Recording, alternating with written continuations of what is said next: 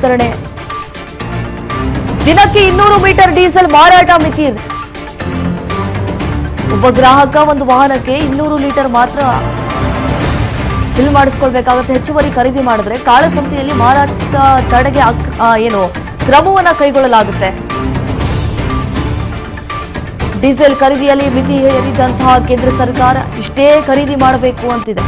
Limitation ದಿನಕ್ಕೆ 200 metre diesel ಮಾತ್ರ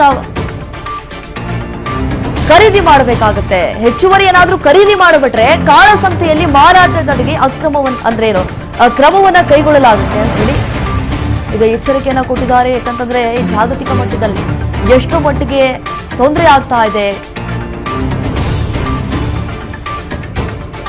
ಈ ಕಚ್ಚಾ ತೈಲ ನಿರೂಪಿಸುವಲ್ಲಿ ಜಾಗತಿಕ ಮಟ್ಟದಲ್ಲಿ ಸಾಕಷ್ಟು ತೊಂದರೆ ಆಗ್ತಾ ಇದೆ.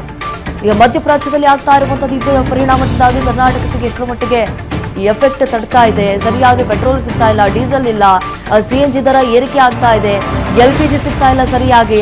ಮುಂಚೆ ನಾವು 10 ದಿನಕ್ಕೆ ಬುಕ್ ಮಾಡಿದ್ರೆ ಈಗ ನೋಡಿದ್ರೆ ತಿಂಗಳಾನುಗಟ್ಟಲೆ ವೇಟ್ ಮಾಡಬೇಕಾದಂತಹ ಪರಿಸ್ಥಿತಿ ನಿರ್ಮಾಣವಾಗ್ಬಿಟ್ಟಿದೆ. ಸರಿಯಾಗಿ ಡೀಸೆಲ್ ಸಿಗ್ತಾ ಇಲ್ಲ, ಡೀಸೆಲ್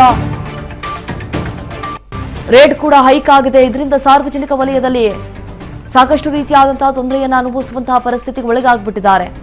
ಯಾಕಂತಂದ್ರೆ ಗಲ್ಫ್ ಯುದ್ಧದ ಎಫೆಕ್ಟ್ ರೀ ಇದು. ಪೆಟ್ರೋಲ್ ಬೆಲೆ ಏರಿಕೆ ಆಗುತ್ತೆ, ಡೀಸೆಲ್ ಬೆಲೆನೂ ಏರಿಕೆ ಆಗುತ್ತೆ.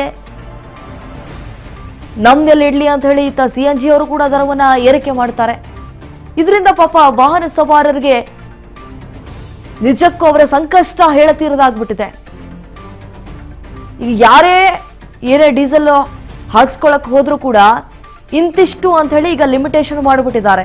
ಅದಕ್ಕಿಂತ ಹೆಚ್ಚಾಗಿ ಏನಾದ್ರೂ ಮಾರಾಟ ಮಾಡಿಬಿಟ್ರೆ ಅಥವಾ ಅವರೇನಾದ್ರೂ ತೆಗೆದುಕೊಂಡು ಬಿಟ್ರೆ, ಖರೀದಿ ಮಾಡಿಬಿಟ್ರೆ ಇದರಿಂದ ಕ್ರಮವನ್ನ ಕೈಗೊಳ್ಳಬೇಕಾಗತ್ತೆ ಅಂತ ಹೇಳಿ ಈಗ ಕೇಂದ್ರ ಸರ್ಕಾರ ಕೂಡ ಎಚ್ಚರಿಕೆಯನ್ನ ಕೊಟ್ಟಿದೆ.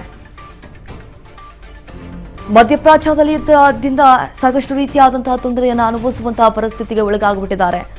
ಇದೇ ರೀತಿಯಾಗಿ ಬೆಲೆ ಏರಿಕೆ ಆಗ್ತಾ ಹೋಗ್ಬಿಟ್ರೆ ಮುಂದಿನ ಜೀವನ ಹೇಗೆ, ಮುಂದೆ ಯಾವ ರೀತಿ ಜೀವನವನ್ನ ಸಾಗಿಸಬೇಕಾಗತ್ತೆ?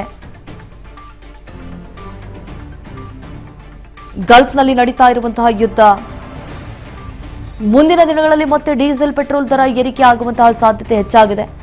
ಈಗ ಎಲ್ಲೆಲ್ಲಿ ಬಂಕ್ಗಳಿದಾವೆ ಅಲ್ಲಿ 200 ಮೀಟರ್ ಮಾತ್ರ